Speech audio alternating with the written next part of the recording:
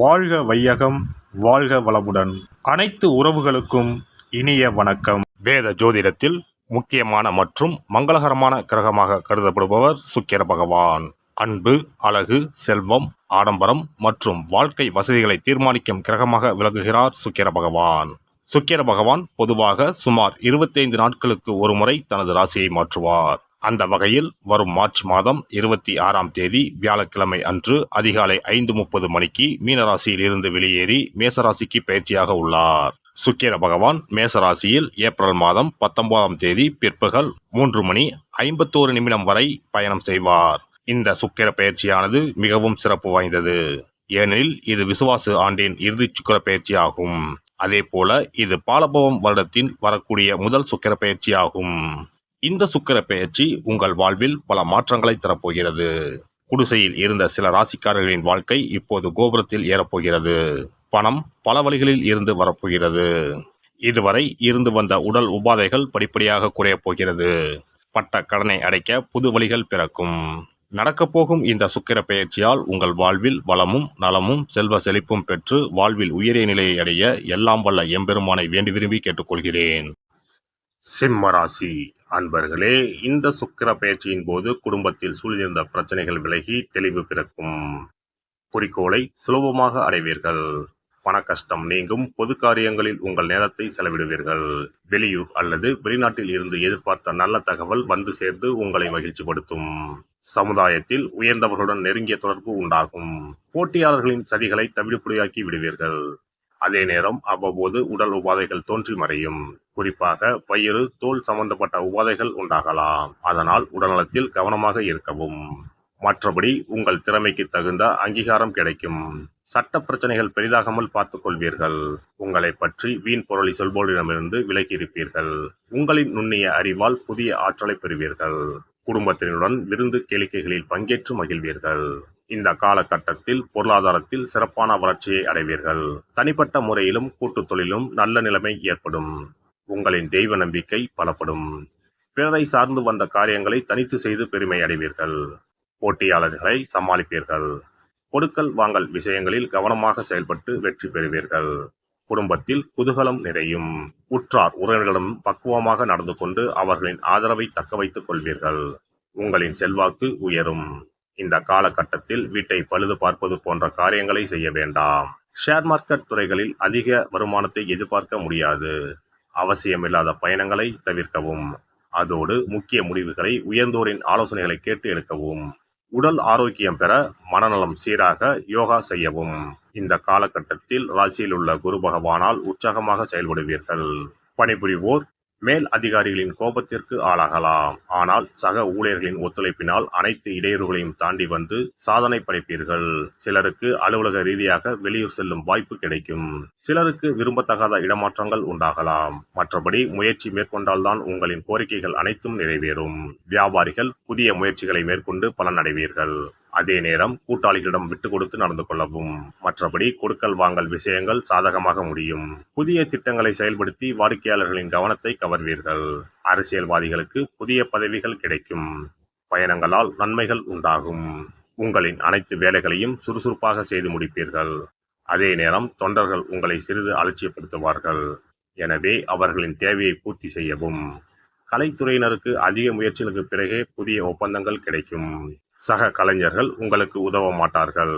எனவே அவர்களிடம் எந்த கோரிக்கையும் எடுத்துச் செல்ல வேண்டாம்.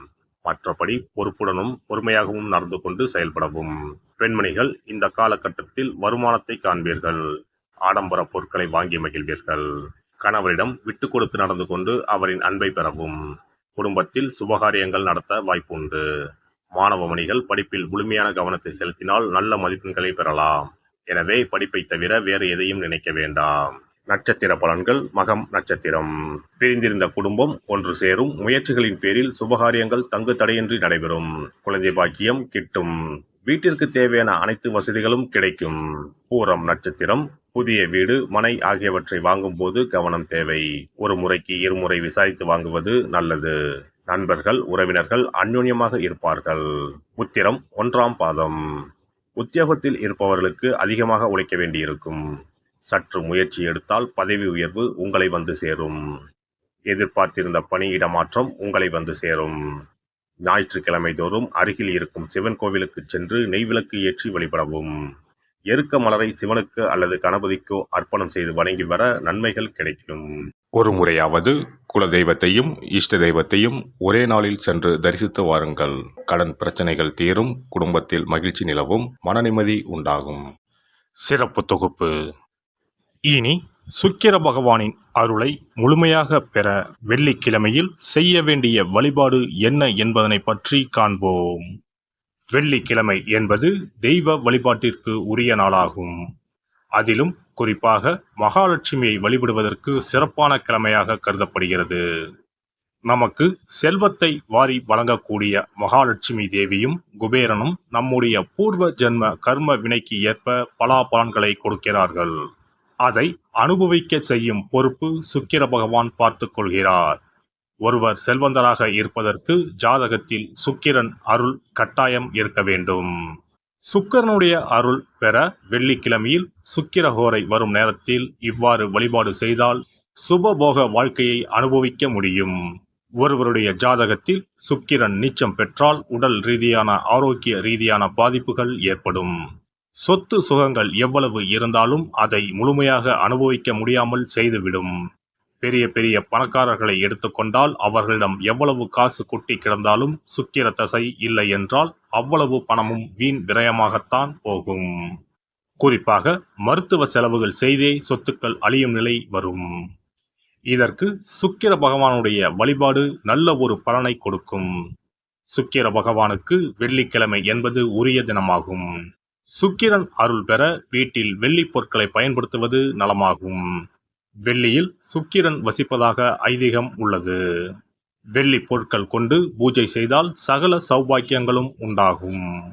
சுக்கிர வழிபாடு செய்ய நினைப்பவர்கள் காலை 6 மணி முதல் 7 மணி வரையிலான காலம் சுக்கிரஹோரை ஆகும். அதனை தவறவிட்டால் மதியம் 1 மணி முதல் 2 மணி வரை சுக்கிரஹோரை நிகழ்கின்றது. அதையும் தவறவிட்டால் இரவு 8 மணி முதல் 9 மணி வரையிலான சுக்கிரஹோரை நேரத்தில் வழிபாடுகள் செய்து பயன்பெறலாம்.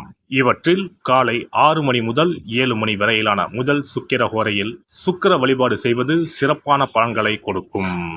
காலை முதல் மாலை வரை உபவாசம் இருந்து சுக்கிர பகவானுக்கு உரிய காயத்ரி மந்திரத்தை உச்சரித்து கல்கண்டு சேர்த்த சர்க்கரை பொங்கலை நைவேத்தியம் படைத்து வெள்ளை நிற பூக்களால் அர்ச்சனை செய்ய வேண்டும்.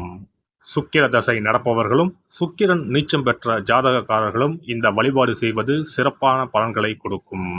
சுக்கிர தசை நடக்கும் பொழுது சுக்கிர வழிபாடு செய்து வர வருமானத்தை சுகமான வாழ்க்கை வாழ்வதற்கு உரிய வகையில் பயணிக்க செய்யும். வீடு நிலம் வாங்குவது, ஆடம்பர பொருட்கள் சொத்துக்கள் போன்றவற்றை வாங்க வைக்கும். அதுவே சுக்கிரன் நீசம் பெற்ற காலத்தில் இந்த வழிபாடு செய்பவர்களுக்கு வீண் விரயங்கள் இல்லாமல் ஓரளவிற்கு வறுமையிலிருந்து பிழைக்கச் செய்யும். வெள்ளிக்கிழமையில் நவக்கிரக கோவிலுக்கு சென்று சுக்கிர பகவானுக்கு வெள்ளை வஸ்திரம் சாற்றி வழிபாடு செய்யலாம். வெள்ளை நிற நைவேத்தியங்கள் தயார் செய்து கோவிலில் வரும் பக்தர்களுக்கு தானம் செய்யலாம். இவ்வாறு செய்து வர சுக்கிரனின் முழு அருளும் கிடைக்கப் பெற்று வாழ்வில் உயரிய நிலையை அடைவீர்கள். எல்லாம் வல்ல இறையருளால் நீங்களும் உங்கள் அன்பு குடும்பமும் உடல் நலம், நீலாயுள், நிறை செல்வம், உயர் புகழ், மெய்ஞானம் ஓங்கி வாழ்க வளமுடன். இந்த வீடியோ பதிவு உங்களுக்கு பிடித்திருந்தால் லைக் பண்ணுங்க, கமெண்ட் பண்ணுங்க, ஷேர் பண்ணுங்க, மறக்காம சப்ஸ்கிரைப் பண்ணுங்க, பக்கத்துல இருக்கிற பெல் பட்டனை கிளிக் பண்ணுங்க. நன்றி, வணக்கம். ஓம் நமச்சிவாய, சிவாய நம.